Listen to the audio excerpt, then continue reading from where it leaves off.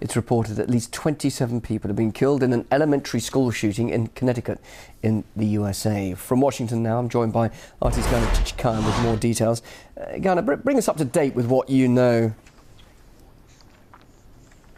Well, Bill, at least 27 people killed, most of them children. It was an elementary school in a small town in Connecticut. The attacker was identified as Ryan Lanza, a 24-year-old man. We're getting reports that Ryan Lanza shot his mother dead, who was a teacher at that school, and it was her kindergarten class that he targeted.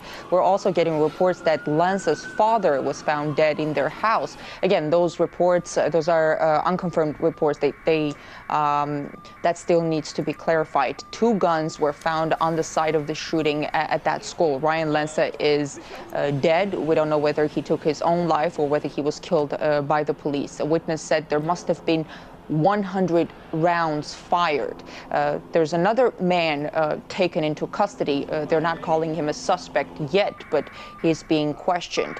These kinds of shootings are a recurring thing in the U.S. There has been a number of horrifying incidents at schools in the past. This incident is the second deadliest school shooting in U.S. history after a gunman killed 32 people at Virginia Tech in 2007. We, of course, remember the Columbine Massacre in Colorado, where 2 students shot and killed 13 people at their school and injured 24. But that was a high school. And then this last tragedy happened at an elementary school. Those are 5-year-olds, 6-year-olds. The problem is that getting a gun is no problem in the states here, in most states here. Any attempts to regulate that hit the wall, and that wall is the Second Amendment, the right of the people to bear arms. Some states here do have controls over a gun possession, but again, very limited controls. The state of Illinois, for example, used to have a ban on concealed weapons, and just this week, gun rights advocates there celebrated a court ruling that struck down the nation's last such prohibition as unconstitutional and ordered the state to craft a law allowing it. So much for gun control in the U.S. Then the state of Wisconsin tossed out its ban on concealed weapons last year. It seems there is no way of arguing against the amendment, even if those arguments are these horrific massacres that shock the U.S. on a regular basis.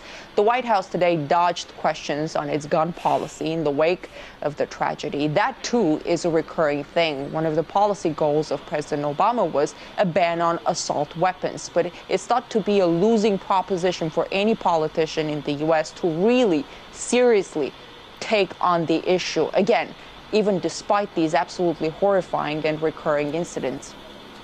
Ghana, thanks very much indeed for that. That's our reporter live there in Washington, Ghana Chichikan.